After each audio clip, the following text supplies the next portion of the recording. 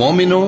شیطان کے قدموں پر نہ چلنا، اور جو شخص شیطان کے قدموں پر چلے گا تو شیطان تو بے حیائی کی باتیں اور برے کام ہی بتائے گا۔ اور اگر تم پر اللہ کا فضل اور اس کی مہربانی نہ ہوتی تو ایک شخص بھی تم میں پاک نہ ہو سکتا،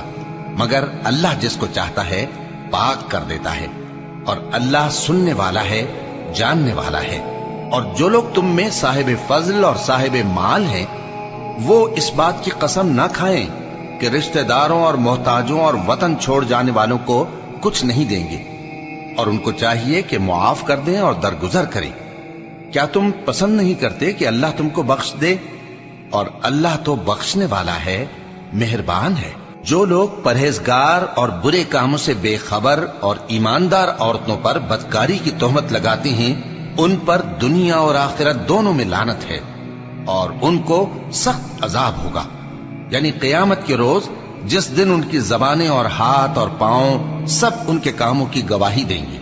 اس دن اللہ ان کو ان کے اعمال کا پورا پورا اور ٹھیک ٹھیک بدلہ دے گا، اور ان کو معلوم ہو جائے گا کہ اللہ برحق اور حق کو ظاہر کرنے والا ہے۔ ناپاک عورتیں ناپاک مردوں کے لیے ہیں، اور ناپاک مرد ناپاک عورتوں کے لیے، اور پاک عورتیں پاک مردوں کے لیے ہیں، اور پاک مرد پاک عورتوں کے لیے۔ یہ پاک لوگ ان جھوٹوں کی باتوں سے بری ہیں، اور ان کے لیے بخشش اور نیک روزی ہے۔ مومنوں، اپنے گھروں کے سوا دوسرے لوگوں کے گھروں میں گھر والوں سے اجازت لیے اور ان کو سلام کیے بغیر داخل نہ ہوا کرو، یہ تمہارے حق میں بہتر ہے، اور ہم یہ نصیحت اس لیے کرتے ہیں کہ شاید تم یاد رکھو۔ پھر اگر تم گھر میں کسی کو موجود نہ پاؤ تو جب تک تم کو اجازت نہ دی جائے اس میں مت داخل ہو، اور اگر یہ کہا جائے کہ اس وقت لوٹ جاؤ تو لوٹ جایا کرو، یہ تمہارے لیے بڑی پاکیزگی کی بات ہے، اور جو کام تم کرتے ہو اللہ سب جانتا ہے۔ ہاں، اگر تم کسی ایسے مکان میں جاؤ جس میں کوئی نہ بستا ہو اور اس میں تمہارا اسباب رکھا ہو تو تم پر کچھ گناہ نہیں، اور جو کچھ تم ظاہر کرتے ہو اور جو پوشیدہ کرتے ہو اللہ کو سب معلوم ہے۔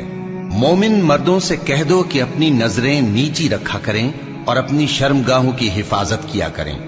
یہ ان کے لیے بڑی پاکیزگی کی بات ہے، اور جو کام یہ کرتے ہیں اللہ ان سے خبردار ہے۔ اور مومن عورتوں سے کہہ دو کہ وہ بھی اپنی نگاہیں نیچی رکھا کریں اور اپنی شرمگاہوں کی حفاظت کیا کریں،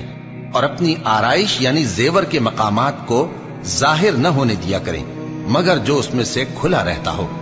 اور اپنے سینوں پر اوڑھنیاں اوڑھے رہا کریں، اور اپنے خاوند اور باپ اور خسر اور بیٹوں اور خاوند کے بیٹوں اور بھائیوں اور بھتیجوں اور بھانجوں اور اپنی جیسی مومن عورتوں اور لونڈی غلاموں کے سوا نیز ان خدام کے جو عورتوں کی خواہش نہ رکھیں، یا ایسے لڑکوں کے جو عورتوں کے پردے کی چیزوں سے واقف نہ ہوں۔ غرض ان لوگوں کے سوا کسی پر اپنی زینت اور سنگھار کے مقامات کو ظاہر نہ ہونے دیں، اور اپنے پاؤں ایسے طور سے زمین پر نہ مارے کہ جھنکار کانوں میں پہنچے اور ان کا پوشیدہ زیور معلوم ہو جائے۔ اور مومنوں، سب اللہ کے آگے توبہ کرو تاکہ فلاح پاؤ، اور اپنی قوم کی بیوہ عورتوں کے نکاح کر دیا کرو، اور اپنے غلاموں اور لونڈیوں کے بھی جو نیک ہوں نکاح کر دیا کرو۔ اگر وہ مفلس ہوں گے تو اللہ ان کو اپنے فضل سے غنی کر دے گا، اور اللہ بہت وسعت والا ہے، سب کچھ جاننے والا ہے۔ اور جن کو بیاہ کا مقدور نہ ہو وہ پاک دامنی کو اختیار کیے رہیں یہاں تک کہ اللہ ان کو اپنے فضل سے غنی کر دے۔ اور جو غلام تم سے مکاتبت یعنی مال دے کر پروانہ آزادی کی تحریر چاہیں، اگر تم ان میں صلاحیت اور نیکی پاؤ تو ان سے مکاتبت کر لو، اور اللہ نے جو مال تم کو بخشا ہے اس میں سے ان کو بھی دو۔ اور اپنی باندیوں کو اگر وہ پاک دامن رہنا چاہیں تو دنیاوی زندگی کے فوائد حاصل کرنے کے لیے بدکاری پر مجبور نہ کرنا، اور جو ان کو مجبور کرے گا تو ان بیچاریوں کے مجبور کیے جانے کے بعد اللہ بخشنے والا ہے، مہربان ہے۔ اور ہم نے تمہاری طرف روشن آیتیں نازل کی ہیں، اور جو لوگ تم سے پہلے گزر چکے ہیں ان کی خبریں اور پرہیزگاروں کے لیے نصیحت۔